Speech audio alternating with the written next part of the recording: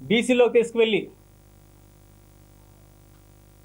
బీసింగ్ ఓటింగ్ని జగన్ గారి వైపు మళ్లించడంలో 2019లో సఫలమయ్యాం. ఆ రోజు మాకు ఆర్ కృష్ణయ్య గారు కూడా చెప్పింది అదే, మనం జగన్ గారిని నమ్మి వెళ్దాం, ఆయనతో ప్రయాణం చేద్దామని.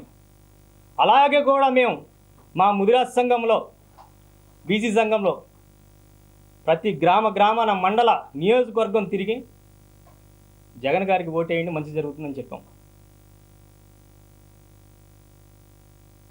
ఆర్థికంగా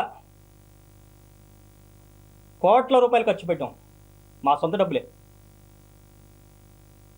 వైసీపీ పార్టీ నుంచి కానీ ఇంకెక్కడి నుంచి కానీ ఏది కూడా ఒక్క రూపాయి కూడా ఆశించకుండా జగన్ గారి కోసం పనిచేయడం జరిగింది.